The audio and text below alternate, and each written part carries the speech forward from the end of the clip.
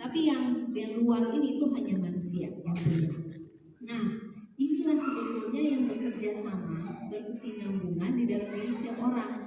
Artinya, insting untuk mengetahui tentang seksualitas adalah di dalam, karena rasa. Misalnya jatuh cinta itu kan rasa, gitu ya. Sayang sama orang, pengen mengekspresikan, itu rasa. Seperti yang tadi Bu Juli bilang, ketika anak kecil sering dipeluk oleh ayahnya, itu dia akan merasa nyaman. Itu rasa.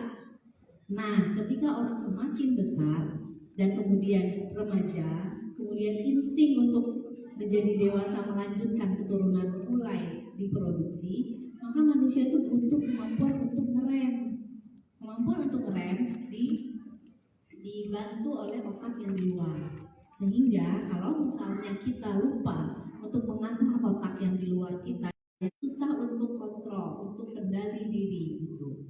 Nah, uniknya, ketika seseorang itu masuk masa remaja, otak di bagian dalam ini sudah selesai bertumbuh secara organik. Dia nggak nambah lagi, udah selesai tuntas.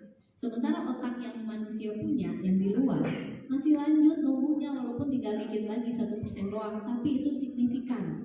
Yang membuat yang di dalam ini jadi lebih dominan karena udah selesai kan, udah tuntas. Yang ini masih proses, makanya jadi lebih sulit untuk para remaja itu ngerem. Tapi biasanya setelah terjadi baru mereka menyesal, gitu ya. Oleh sebab itulah penting banget ada yang mendampingi, khususnya untuk remaja-remaja. Itu mungkin atau cuma tampil aja gitu ya, atau seseorang lainnya yang bukan teman sebaya. Kira-kira kenapa coba bukan teman sebaya? Ada yang punya kenapa sih tidak disarankan, walaupun boleh sih gitu ya, tapi tidak terlalu disarankan untuk bertukar pendapat terkait edukasi seksualitas dengan teman sebaya. Pensi kan tadi lomba kan, jadi nggak jadi lomba, jadi tampil aja ya. Banyak tapi katanya udah pada daftar, udah masuk. Biar bunyi, bukan biar kedengeran, biar kedengeran.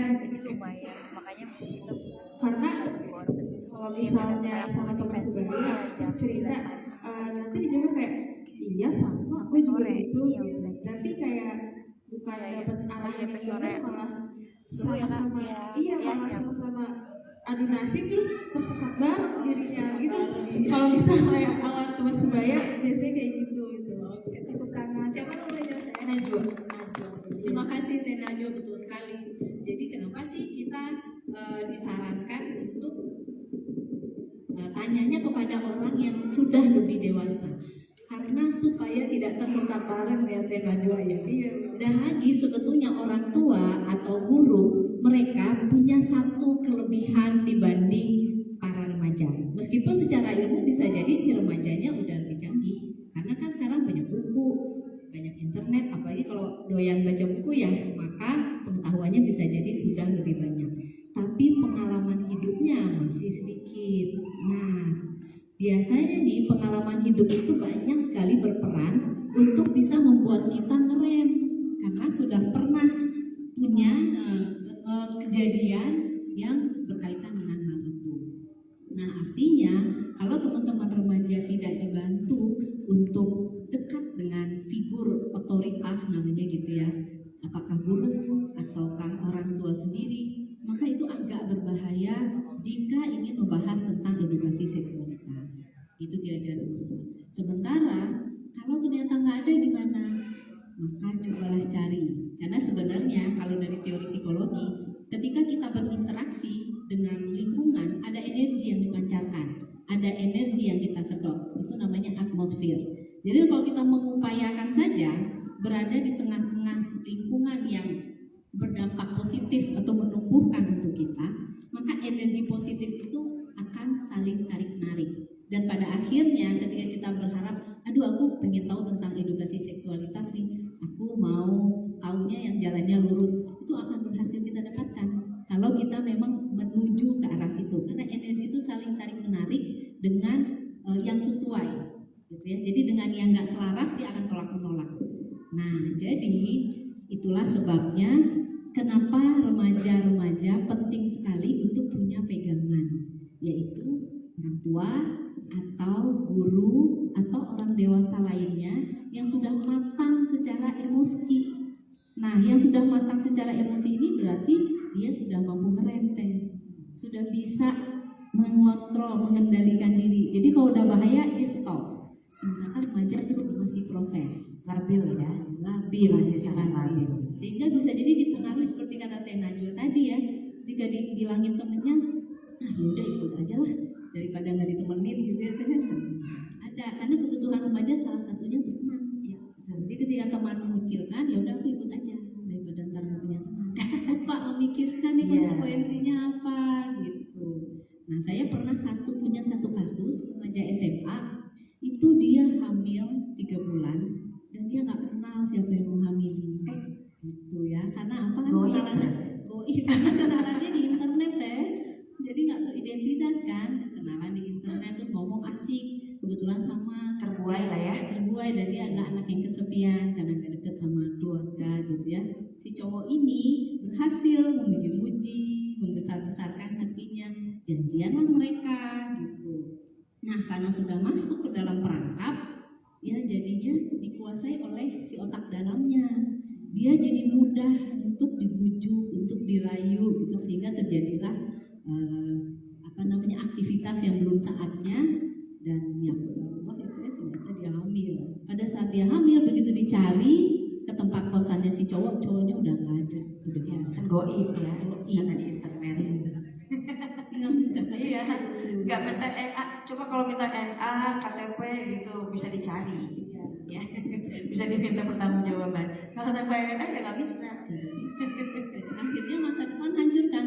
Dia terpaksa keluar dari sekolah karena kepala sekolah, ya maksudnya sekolah merasa itu kan mencemarkan baik sekolahnya. Lagi kehamilannya semakin besar, akhirnya dia diminta untuk mundur baik-baik dari sekolah gitu. Nah, pada saat itulah keluarganya terpukul. Ayahnya dan ibunya bersedia mencurahkan waktu, walaupun mereka anggap itu sudah cukup terlambat, tapi ya mereka bersedia menerima dan akan mendampingi anak ini sampai melahirkan. Itu Mungkin ada kesadaran dari orang tua juga. Ada, tapi agak telat kan Teh, sebelumnya. Kalau sebelumnya ayahnya bilang gini, loh kan saya kerja shift-shiftan, kalau saya libur hanya minggu untuk tidur, kan capek. Jadi pendidikan anak hanya istri saya.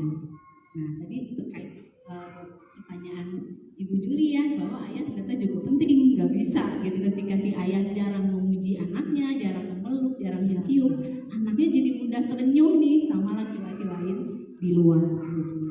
Itu berbahaya. Betul sekali. Ya, kebetulan saya juga anak saya perempuan tiga-tiganya. Iya 3, alhamdulillah. Jadi yang saya ingatkan khususnya ke yang saya sama ya, maksudnya mengingatkan karena mereka sama-sama perempuan tiga-tiganya.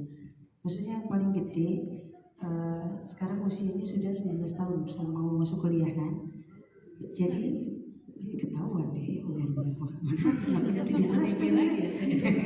cuma karena ini ilmu ya, jadinya kan saya mesti berbagi. Ya, yang saya ingatkan sama anak-anak saya, kebetulan juga saya pernah mengajar broadcasting gitu ya kepada anak-anak yang laki dan perempuan, khususnya kepada anak-anak perempuan. Saya selalu mengingatkan mereka tentang bahwa perempuan itu punya balon yang suatu saat ketika dipompa bisa membesar. Itu adanya rahim gitu ya. Jadi tugas kalian cuma jaga balon.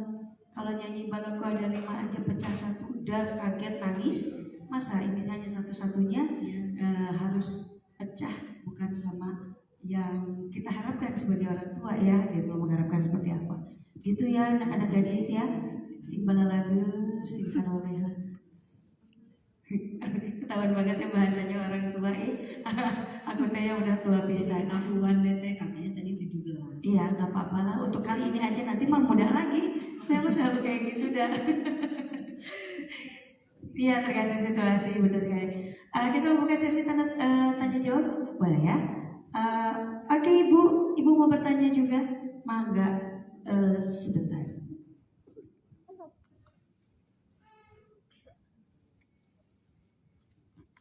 Silakan Ibu.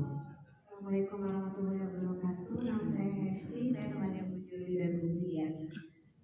Dan alhamdulillah hari ini ada Pak Olim juga hadir teman saya, nanti kenalannya Bu Juli. Pertanyaannya begini, untuk pendidikan pendidikan literasi tentang kesehatan reproduksi dan seksualitas kan kalau buat teman-teman yang hadir ya, yang saat ini hadir insya Allah balager insya Allah gitu. Tapi bagaimana apa yang dilakukan oleh YMPI untuk memberikan literasi kepada teman-teman yang memang mereka tidak peduli dengan yang melakukan seksual yang premarital intercourse gitu kan, karena saya saja waktu itu di kampus yang kampusnya di Depok, sebuah kampus negeri begitu di Depok itu mereka sudah biasa gitu untuk melakukan hubungan itu dan menjadi hal yang lazim dan justru menjadi ketinggalan kalau itu tidak dilakukan gitu. Jadi kalau kita kadang-kadang pikir gitu ya kalau mereka lagi ngobrolin itu, tapi ya bagaimana sudah menjadi fenomena, sudah ada, sudah nyata, dan dari katanya konon dari satu kejadian yang terungkap tuh ada 1000 yang tidak terungkap. Jadi mereka sudah bawa ke fenomena gunung es lah ya. Iya. Gitu ya Bu ya. Apa yang sudah dilakukan mungkin bisa di-sharing ke kami. Oke, terima kasih. Baik, terima kasih. Oke, satu-satu dulu ya, takut lupa. Iya, boleh. Terima kasih. Ya, terkait apa yang dilakukan oleh YMPI untuk isu kesehatan reproduksi ini, memang mungkin sedikit cerita dari YMPI itu.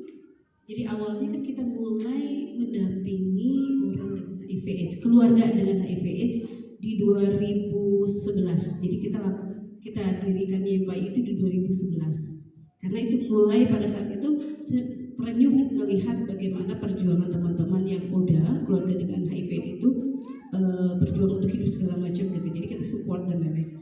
Nah, seiring waktu karena saya background saya adalah kesehatan masyarakat, ya concernnya di preventif, saya melihat bahwa poin gitu ya, setelah saya lihat juga ya observasi, ternyata poin utama dari semua permasalahan itu adalah literasi. Akhirnya YMPI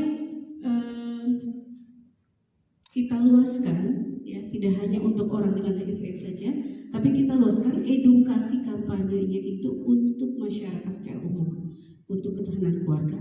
Nah, isu kesehatan reproduksi seksualitas ini menjadi salah satu isu. Ya. Nah, apa yang dilakukan oleh YMPI? Edukasi kepada masyarakat, baik itu podcast, kemudian kita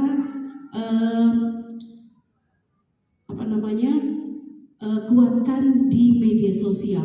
Jadi mungkin Mbak Seli ada apa? Oke ya, Kak Shelly Kak Shelly ya. Jadi mungkin teman-teman boleh cek ya di YMPI itu mulai sudah hampir 2 tahun ya, saya melihat bahwa media sosial menjadi salah satu media untuk mengedukasi mudah diakses ya oleh masyarakat. Karena kalau sekarang untuk yang secara langsung itu kan banyak mager, kendalanya aduh nggak ada ongkos, malas segala macam gitu ya. Tapi kalau misalnya secara online itu mudah banget gitu ya. Nah, kita kuatkan di media sosial. Di media sosial kita punya semua media sosial, ya. Di situ saya juga konten kreator. Iyalah kalau udah ada podcast biasanya. Iya, jadi pokoknya saya lihat oke yang bagus. Jadi kan karena saya dulu tuh gemes ya Allah, saya merasa beban. Data-data tadi itu saya pegang dari tahun 19 sekian itu ya. Saya tuh pegang sendirian. Ini saya mau bagi sama siapa? Ini saya stres sendiri gitu. Terus terang, stres gitu. Apa yang saya harus lakukan? Akhirnya saya menguatkan di YMPI dan juga saya sebagai konsultan dan segala macam, membuka jejaring dan segala macam, membuka network segala macam untuk kerjasama mengedukasi. Oh, setiap ada yang mau kerjasama, ayo. Setiap itu kebaikan, ayo. Tarik segala macam. Dan kuatkan yang memang di media sosial, IG kita. Jadi poin-poin segalanya untuk edukasi keluarga dan segala macam. Kemudian di YouTube, di website, kemudian di YouTube Short gitu ya, di TikTok, sampai main ke TikTok. Awalnya saya males TikTok apaan kayak gitu ya. Terus konsultan saya cobain aja. Alhamdulillah udah 20.000 subscriber segala macam. Udah. Jadi maksudnya itu hanya dalam waktu 1 tahun. Jadi saya mengkonsep gitu, ini medianya harus kayak gimana, oh kontennya harus begini. Jadi saya ngasih ide ke konten digital, ini nanti yang ini ya gitu, saya bikin. Namanya apa?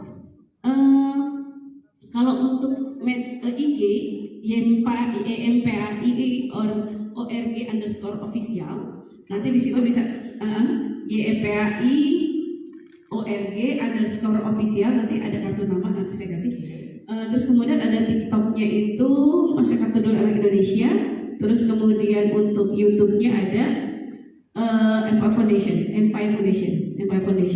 Berarti podcastnya di situ ya? Ya, gitu. Jadi semua di situ. Dan saya ngelihat ini menarik.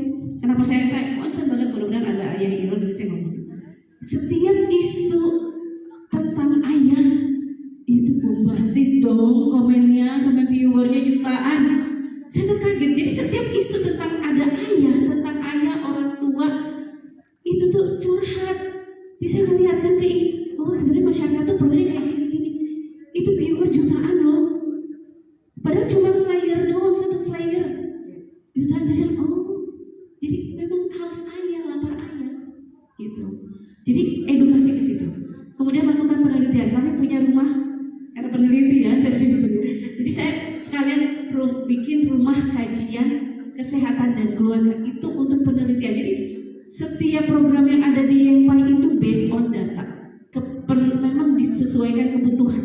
Jadi up to date. Jadi program-program lahirnya rumah keluarga dan konseling Indonesia itu lahir dari penelitian kami di 2020 pada saat pandemi. Itu sampai dipresentasikan di dunia di conference kesehatan mental dunia. Ada dua tema kami yang masuk. Itu kemudian kita lanjutkan dengan rumah konseling. Selanjutnya kalau ini jejaring ya, kerjasama kolaborasi, mungkin itu teh ya. Luzi mungkin mau nambahin ya teh. Kalau dari sisi psikologinya, karena kami punya rumah keluarga dan konseling, kita sering mengadakan edukasi terkait kesehatan mental itu untuk umum maupun remaja, karena kebetulan untuk rumah keluarga dan konseling kita punya divisi khusus remaja ya, sehingga ada juga edukasi terkait remaja. Salah satunya yaitu karena keprihatinan terkait pergaulan bebas saat ini ya, banyak juga para pelakunya adalah remaja. Tapi sekarang ternyata SD juga udah mulai mulai apa? Iya, ada pergaulan bebas yang SD ya. Bahkan kemarin itu yang terbaru kelas 4 SD sudah sering berhubungan intim dengan pacarnya. Oh iya Pak, ada juga kan anak SD-nya laki-laki, perempuannya udah gede. ya juga ada. Ya. Kayak anak-anak sekarang. Jadi saya memang concern juga edukasi ke orang tua bagi yang udah punya anak ya, dan juga concern kepada yang remaja sebagai calon orang tua nanti ya. Jadi jangan dulu menikah kalau ilmunya dalam tanda kutip ya, bukan kita nggak kumpulin dulu ilmu ya, sambil kalau misalnya udah kagok udah menikah ya, kumpulin dulu ilmunya. Jangan sampai jadi orang tua itu tanpa ilmu, karena ketika jadi orang tua tanpa ilmu tuh stres. Iya betul. Ya berasa banget ilmunya banyak itu ya, apa ya, lahir batin ya jadi orang tua itu luar biasa, capek segala macam ya, kudu ada sekolahnya. Saya kalau udah ngeliat berita-berita ya, ada berita-berita kayak gitu tuh, Maksudnya jadi pengen nyanyi. Entah siapa yang salah, gitu kan? Jadi siapa yang salah itu teh ya? Suka dengar lagu itu kan? Itu bertanya, oh gitu. siapa yang salah? Ibu nggak tahu kok. Kurang gaul di medsos ibu. Berarti jawabannya langsung fokus pada solusi kan? Betul ya. Jadi kalau misalnya, oke, sekarang kita memang sekarang lagi banyak menggaungkan tentang keayahan ya. Ya, memang betul sosok ayah. Banyak yang kadang merasa bahwa seorang ayah, betul kata Ayah Irwan, masih banyak yang memahaminya bahwa ayah itu tugasnya hanya mencari nafkah. Ya, sebagai ATM-nya aja. Selebihnya madrasah itu ada di tangan ibu Dan katanya. semuanya gitu ya. Jadi kalau ada anak kejadiannya seperti apa, ibu yang kena. Padahal apa yang menjadi pemimpin keluarga itu kan ayah ya. Betul. Dan kemudian kata ayah itu ditampilkan di dalam Quran lebih banyak daripada ibu-ibu, cuma satu ya, Maryam aja. Kalau surat ya. Surat ya. Ya. Tapi kan itu sosok ayah itu Betul. banyak, ada 7. bayangin, jadi banyak yang memang balik lagi ke literasi, terutama ya ke gitu sebagai pedoman hidup betul. Oke, ada lagi yang mau nanya? Oke. Asik. Yang biru dulu apa yang berdua? Sweet boleh. Oke, ya. Oke, tetap nanti dapat hadiah yang bertanya yang sabar. Oke. Jangan berantem dulu. Nanti diselesaikan secara kekeluargaan. Sudah jangan berkawan. Ya. Mau nanya, Bu, tadi kan udah dibilang kalau misalnya sosok ayah tuh harusnya kayak sering ya muji anaknya, meluk anaknya gitu supaya ayah tuh jadi first love anak perempuannya gitu. Tapi sedangkan gimana kalau misalnya ayah tuh gak bisa ngasih rasa itu gitu, dan anak perempuannya ini kayak nyoba nyari rasa itu di laki-laki lain. Tapi sedangkan di satu sisi kita kan gak boleh pacaran ya. Nah itu cara itu kayak gimana buat ngedapetin rasa itu nggak dari laki-laki tapi ayah juga nggak bisa ngasih itu. Kalau dilema lah ya, Iya, ayah iya. nggak ada, tapi sisi lain ini ada tawaran pacaran nih. Gitu. Iya. Tapi saya nggak mau gitu. Iya. Kalau anak aku ada ininya, ada caranya. Dia sindir lewat status WhatsApp. Iya. Jadi tanya ke ayahnya, kalau udah ngerasa nih kayaknya Abi ini banyak sibuk banget gitu ya orang, bikin di status. Tugas Abi itu bukan hanya cari uang, tapi kapan waktu buat kita. Itu mereka sendiri yang melihat. Bapaknya kan lihat langsung begitu pulang, kenapa ini kayak gini-gini. Emang Abi itu kurang ya ada waktunya? Iya. Tapi biar mereka yang komplain gitu ya. Kalau emaknya komplain kan kesannya kangen dia, jadi biarin aja anaknya aja. Karena butuh buat anaknya ya. Kalau kita mah ya udah tahu gitu ya. Nah kalau untuk bapak untuk anak kan sosoknya itu dibutuhkan. Karena saya ada tetangga ayahnya ini sering keluar kota.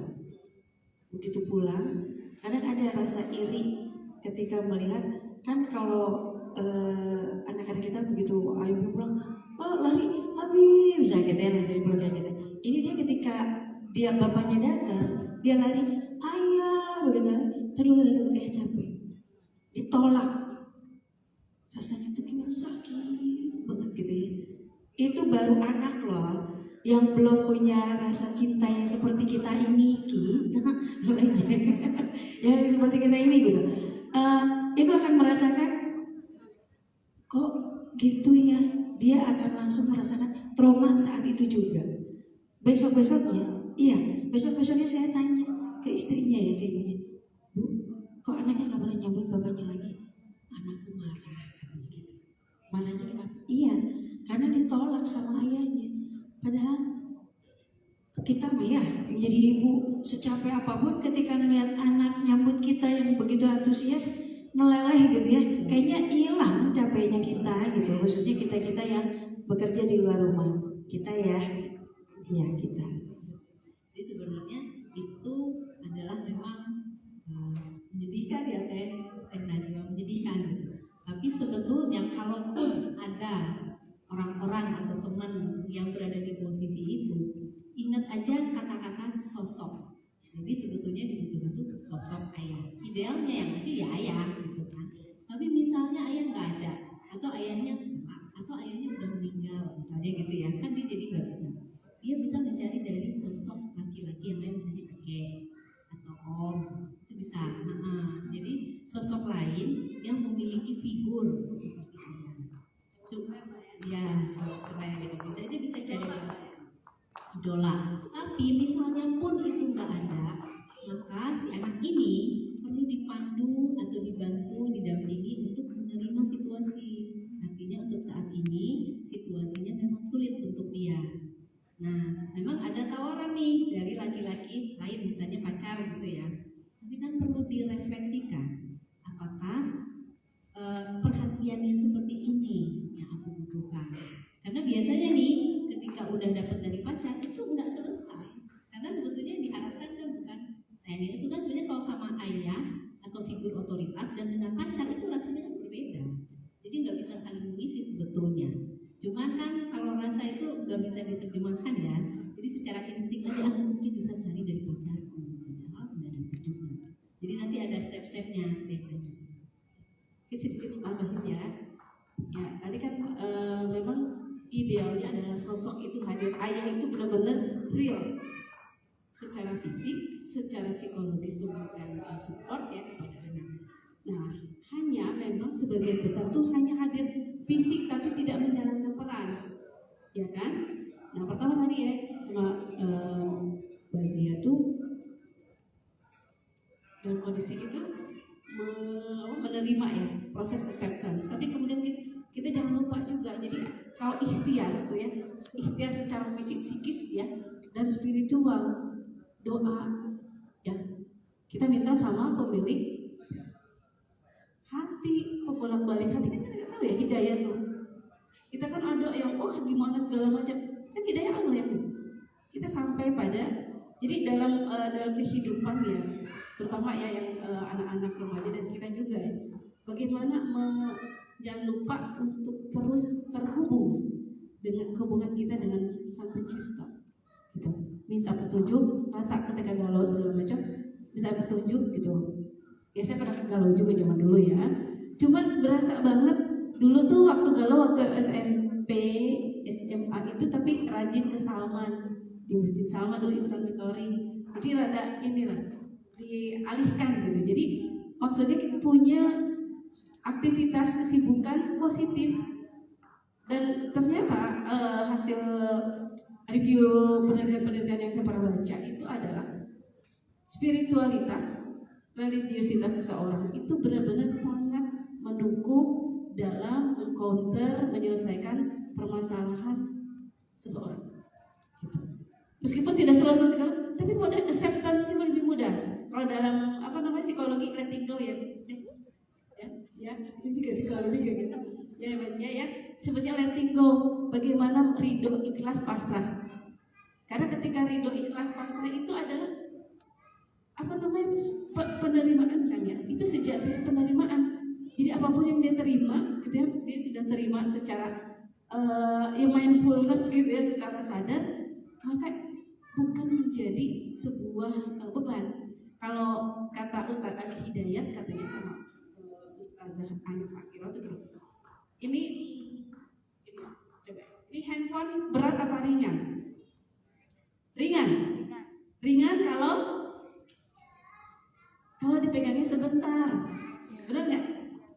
Tapi dia akan terasa berat kalau dipegangnya 1 jam, 2 jam, terus begini seharian, 1 tahun, 10 tahun, 20 tahun, itu sama seperti ketika punya masalah. Kita punya masalah, nggak diterima, nggak disimpan-simpan gitu, dirilis gitu kan, simpan, akan terus berat. Nah tadi yang kata Bazia itu acceptance, mengikhlaskan, mempasrahkan, itu bagian dari melepaskan, menjadi solusi juga dari masalah. Menerima, meskipun nggak langsung sembuh, tapi menerima. Ada sedikit kisah ya, teman saya, jadi saya pernah ketemu dengan beliau di bulan Mei lalu ya. Jadi dia pernah di ICU gak sadar selama beberapa bulan. Masih muda, perempuan cantik sekali. Dia bilang, saya ngobrol dengan dia, saya dulu tuh kesel sama ibu saya karena ibu saya selalu pergi pagi-pagi, dan jadi dia nggak pernah punya, orang tuanya nggak pernah punya waktu, dia ngerasa orang tuanya pernah punya waktu. Jadi ada dalam titik dendam ya, kesal. Entah kenapa dia harus masuk rumah sakit, ICU beberapa bulan. Dan dia kan belum meninggal, dia kan masih ngedengar kan, yang lalu-lalang, dia mendengar. Dan dia bilang setiap hari ibunya datang nengok di ruang ICU itu, dan selalu si dokternya bilang, Bu, anak ibu kondisinya begini. Iya dokter, setidaknya saya masih bisa melihat anak saya. Jadi ternyata ibunya tuh acceptance dengan kondisi si anak, disabar. Alhamdulillah anaknya tuh ternyata acceptance ketika kita menerima kondisi itu, kesabaran itu dengan bersyukur. Dia kan tadi bilang rasa syukur, alhamdulillah saya masih bisa melihat anak saya meskipun kondisi kata dokter gini. Ternyata membantu kesembuhan anak. Jadi ketika kita bersyukur, kita bersabar ya, terutama bersyukur gitu ya, Allah tuh lebih memudahkan jalan hidup lebih mudah kita menerima si permasalahan itu gitu. Mungkin tadi kaitannya ke spiritualitas sama religiositas ya kan kayak gitu. Oke, yang mau nanya monggo. Mau nambahin itu ya dari terkait pertanyaan dari Najwa, kan tadi sosok seorang ayah itu seharusnya memberikan kasih sayang ke anak perempuannya. Tapi gimana kalau di sini justru seorang ayah itu yang memberikan luka pertama ke anak perempuannya? Gimana itu tanggapan untuk anak perempuannya itu? Kalau sampai ayah ternyata memberi luka, luka itu harus disembuhkan. Nah, artinya anak ini perlu mendapatkan pendampingan, misalnya dari profesional gitu ya, dari psikolog misalnya, untuk bisa supaya luka itu bisa sembuh dan tidak membekas atau menahan kaki si anak itu untuk terus bertumbuh. Karena sebetulnya pertumbuhan terbaik kan dari dalam keluar. Ketika dia dilukai, kalau nggak didampingi, maka kan kamu atau ada mental block yang pada akhirnya macam-macam pada setiap orang karena manusia unik ya. Ada yang bahkan ketika yang pertama melukai adalah ayahnya, kemudian dia merasa aku tidak berharga karena yang melukai aku adalah ayahku, lalu dia merusak dirinya misalnya. Begitu, jadi perlu ada pendampingan. Ya makanya rumah keluarga dan konseling itu membuka peluang untuk teman-teman yang merasa tidak punya teman dan membutuhkan dampingan psikologis, itu akan didampingi secara gratis dari rumah keluarga dan konseling dari YMPAI. Silakan diakses linknya jika memang ada teman-teman yang punya kenalan atau misalnya diri sendiri ingin berkonsultasi, silakan. Atau boleh juga kan ini mahasiswa JGU ya, kita kolaborasi kan kantor kita di Gardenia GDC. Kita kolaborasi ya, gitu ya. Jadi maksudnya kalau misalnya ada kajian yang kita kajian perempuan, kajian laki-laki, karena isu ini anak laki-laki kalau mau ngomong mau curhat malu ada laki-laki ada perempuan malu juga kan. Jadi memang perlu dipisah karena isunya beda. Tapi memang kebanyakan dia benar gak sih? Punya teman laki-laki kalau curhat sama kita cewek ya? Iya. Gimana? Ya kalau misalnya itu kan private, jadi maksudnya kalau misalnya di acara yang forum besar, ya, biasanya agak susah untuk terbuka. Tapi kan itu kondisinya sudah private kan, YouTube broker. Iya, kadang-kadang cowok kan gengsinya gede juga gitu ya. Yang ada dibully nanti. Iya, tapi biasanya nggak kalau boleh gitu. tapi kalau dia udah menemukan teman ngobrol yang baik, biasanya dia curhat segala disebutin gitu ya. Nah, kalau misalnya kalau kayak gitu biasanya tipe-tipe, karena saya juga konsultan bakat juga di terms mapping sama PST. Jadi biasanya ada tipe-tipe orang yang punya bakat senang mendengarkan. Jadi kalau ketemu dia tuh bawaannya pengen curhat aja ada. Gitu. Pasti biasanya punya ada bakat diri. Iya, Cuma hati-hati dengan rasa Teh Seli. Kalau misalnya curhat lawan jenis itu yang iya itu makanya. objektifnya Nah, itu karena kan saking dekatnya gitu, udah kayaknya nggak ada jarak banget lah gitu ya. Sudah tidak ada rahasia di antara kita dan tidak ada dusta di antara kita gitu ya. Kayak judul lagi. Kalau memang harus begitu, artinya selama sesi berlangsung perlu menyadari bahwa ada batas nih. Karena di dalam sesi konseling pun ada batas, nggak bisa dekat. Kalau kemarin petikan sedikit dari kalimatnya Ayah Irwan, kalau misalnya ada teman curhat gitu ya, sebetulnya kecuali terutama perempuan nih, kalau perempuan lagi menangis gitu kan curhat, kok sakit hati gitu teman. Kita sebagai temannya itu hanya boleh 2 kata. Itu deh. Saya bisa merasakan apa yang dirasakan. Ya, hanya gitu aja. Selebihnya biarin aja dia nangis dulu. Jangan dikomentarin. Jangan dulu dikomentarin, jangan dimarahin. Provokasi yang salah gitu kan. Kadang gitu. Iya, makanya jadi biarkan dulu tenang katanya gitu. Itu kata Ayah Irwan. Ya, itu komunikasi verbal dan non verbal. Jadi lebih banyak non verbal sih sebenarnya kan ditepuk, Betul. pusat, itu kan non verbal ya. Secara ini ya. Contohnya ayah bukan. Iya, hanya itu aja memang betul. Ketika lebih itu sakit hati tau iya, aku merasa itu. Kita aja udah cukup katanya. udah gitu ya hanya bisa kalau anak-anak zaman sekarang kan dia bilang gitu amat sih jawabannya kan masih gitu. Tapi kalau secara ininya katanya justru seharusnya seperti itu dulu. Akan merasa diterima ya. Iya betul. Ya butuh teman butuh dengar. Didengar aja. Kayak ke dokter sebenarnya pengen didengar sama dokter. Obat kan cuma sekian persen lah. Iya. Dokter peduli nggak ya gitu? Yang ada ditanya, Bu, udah selesai kok gitu. Iya betul sekali ya. Oke, Masih itu ada? tadi masih ada yang mau ditanya? Ada yang mau nanya? Ayo yang belakang. Tuh, ragu-ragu kan? Hadiahnya masih ada. Tuh. Ayo. Ayo kesini aja nggak apa-apa. Mau kesini mau Ayo, biru, ayo. Ayo. Ini ayah Irwan lagi berlangsung juga di kelas? Belum kan? Oh belum. Nah, ini di sini ya. Oke. Nah nanti nyambung ya yang tadi mau nanya tentang keayahan nanti disambungkan dari yang pertanyaan tadi versi ayah. Nah, gitu. Ini kan versi ibu-ibu dan emak-emak ya. Ayo kalau mau nanya. Pakarnya. Kita tadi yang belakang yuk. Oke, saya samperin ya. Mana domingnya dong? Oke. Oke.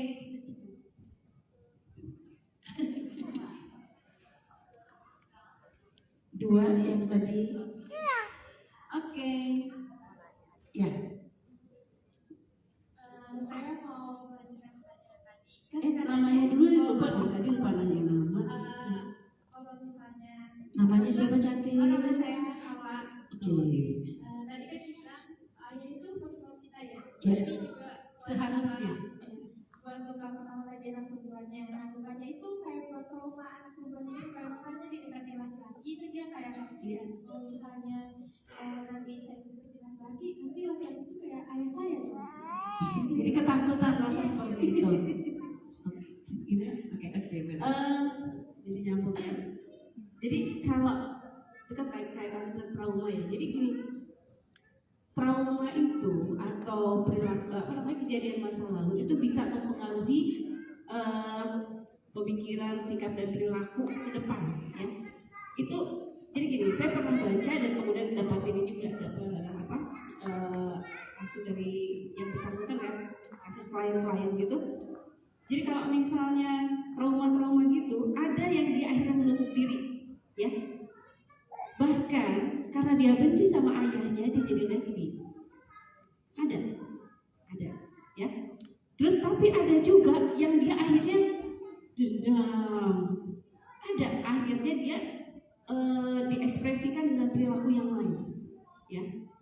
Nah itu intinya kaitan tadi acceptance ya, menerima. Jadi kan kalau misalnya kita ya kita kan sebagai seorang yang beragama ya, muslim gitu ya, itu kan kejadian lalu ya, bukan kitanya tadi. Memang kita boleh bersedih, wajib malah ya, tapi apakah kita akan terus dirundung kesedihan itu karena life masih long gitu kan, kita hidup masih terus berlanjut dan kemudian kita kembali lagi.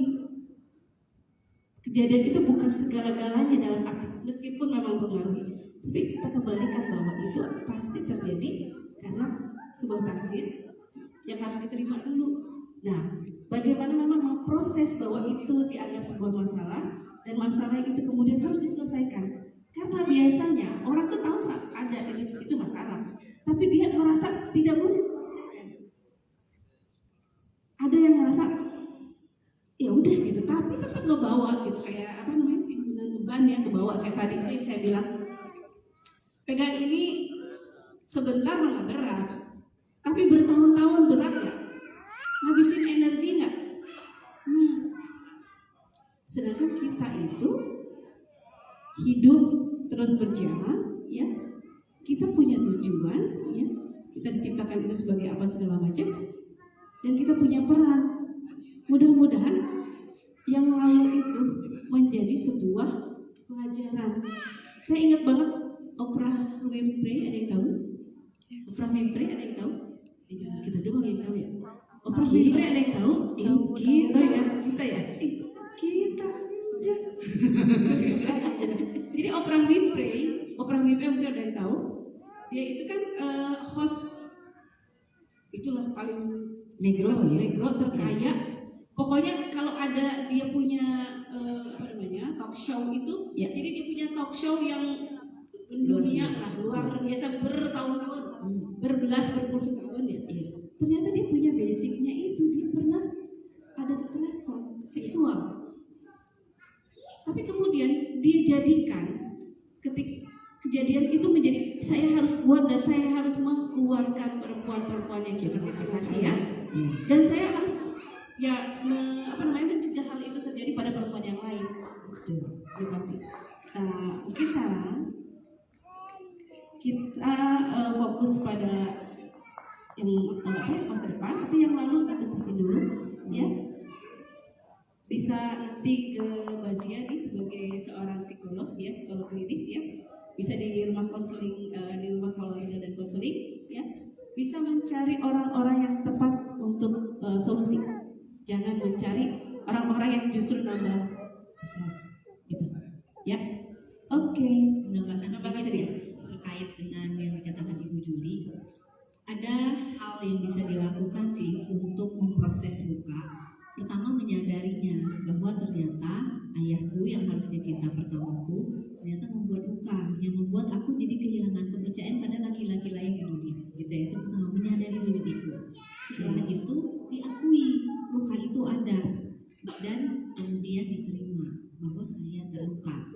Situasinya yang diterima, perbuatan ayah yang melukai tetap tidak layak, gitu ya. Tapi situasi bahwa itu terjadi padaku itu diterima.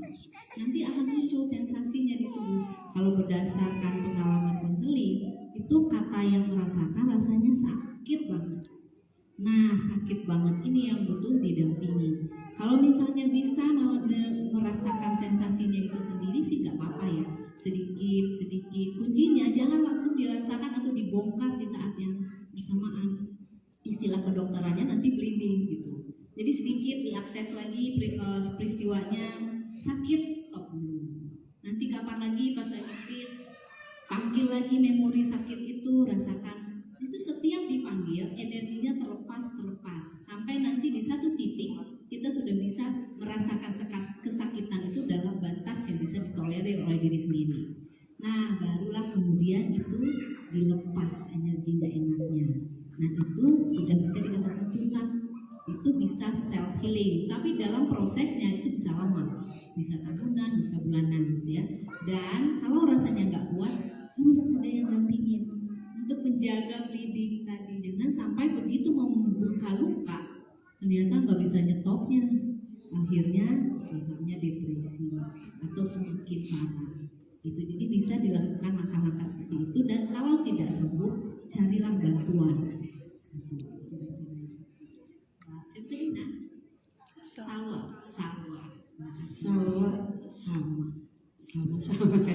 bohong ya. Salwa Najwa Gira. Oke.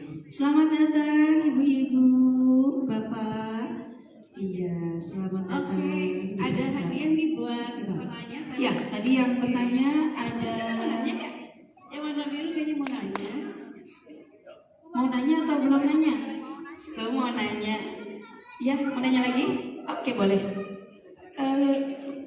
Siapa tuh Ido? Oh, mau iya, boleh. nanya. Oke. Oh, saya pikir saya udah disuruh stop Pak itu. Enggak. Oke, silakan.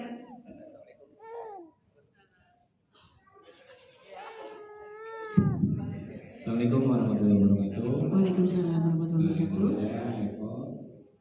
Pak Eko. Iya, mana Pak Eko? Gimana cara hilang? Dan saya broken home juga. Dan broken home sekarang anak saya 5, umur saya 34 tahun. Gimana caranya ngilangin trauma? Masalah dulu ditinggal sosok ayah. Itu terus kan saya mengalami kekerasan juga ya. Jadi kadang terbawa sampai saya sekarang punya anak pun kadang masih galak di anak saya. Makanya sekarang anak saya tuh saya pondokin juga kan. Itu ada trauma mendalam, di saya juga ada trauma mendalam. Itu gimana caranya? Saya pernah ke psikologis juga buat saya. Gimana caranya untuk kadang ketika kita galak juga ngomongnya pasti ujungnya sih pasti menangis juga ya. Nah, itu gimana caranya menghindari hal-hal itu sekarang sih udah mulai sekarang mau 5 ini anak saya jadi udah mulai berkurang ya, semenjak dapat anak perempuan yang keempat itu udah 1/3 kan laki-laki semua. Itu gimana caranya buat mengatasinya ya? Nah, terima kasih. Baik, terima kasih Pak. Oke, luar biasa. Terima kasih Pak Eko. Gimana? Jadi gini Pak Eko, pertama Pak Eko perlu melatih ketenangan. Itu tadi seperti yang tadi saya share, kalau otak kita dibelah ada 3 bagian. Nah yang pusat yang di dalam yang rasa, dia perlu untuk dikendalikan. Karena fungsi si rasa ini sebetulnya pada saat kita dalam keadaan darurat Pak, kita langsung spontan. Misalnya lagi berhadapan dengan binatang buas, langsung responnya lari gitu atau lawan.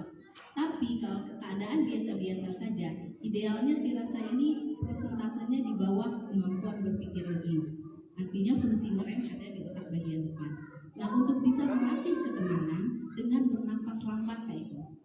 Lambat artinya Pak Eko lebih lambat dari kebiasaan bernafas sehari-hari. Tarik lambat-lambat dari hidung, hembuskan lambat-lambat dari mulut. Latihan. Nah itu Pak Eko lakukan pagi setelah sholat subuh kalau muslim ya, kalau bukan muslim berarti kan pagi hari setelah bangun tidur dan malam hari sebelum tidur. Dalam 2 waktu itu pada saat tenang dilatihkan, gelombang otak manusia sedang bagus-bagusnya. Maka itu akan menjadi peralatan yang bisa Pak Eko gunakan pada saat sedang berhadapan misalnya dengan anak. Begitu terpancing emosi, otomatis tubuh akan menenangkan dengan bernafas lambat. Maka ada jeda tuh Pak, sehingga yang tadinya mau marah bisa ngerem. Tapi kalau nggak latihan ketenangan atau tata kelola emosi, susah pada saat orang emosi itu disuruh ngerem itu susah Pak. Tapi kalau udah latihan di saat tidak emosi, maka pada saat emosi insya Allah tubuh akan mengingatkan untuk tenang. Maka marahnya bisa dipikirkan. Kira-kira Pak Eko, mungkin mungkin bisa kontak nanti ke kami ya Pak, karena kami kan punya rumah konsultasi gratis ya Pak. Jadi kita juga punya konselor laki-laki. Kalau misalnya bapaknya nggak nyaman yang perempuan, saya pilih yang laki, kita ada ya. Jadi nanti saya kasih kartu nama saya, jadi bapak nanti bisa akses ke IG kami. Nanti di IG di bio ada link tree, nanti bapak tinggal pilih konseling, ya. Nanti tinggal diisi segala macam, nanti akan diproses oleh admin. Karena bapak kan masukkan WA, dari situ nanti kita akan dikontak oleh admin untuk sesi konseling, ya. Ya, Terima kasih Pak Eko. Ya, mudah-mudahan nanti terbantu ya Pak Eko ya. Konsultasi lah langsung pada pakarnya. Ya, jangan pada rumput tetangga ya. Kalau rumput tetangga jadi makin repot nantinya. Oke, ada lagi yang mau bertanya? Ayah sudah datang? Oke, baik ya. Demikian tadi kita ngobrol-ngobrol tentang kesehatan reproduksi seksualitas bersama Ibu Juli dan juga Ibu Jia selaku psikolog dan konsultan. Aduh, benar ya konsultan kan? Takutnya saya salah ngomong nanti.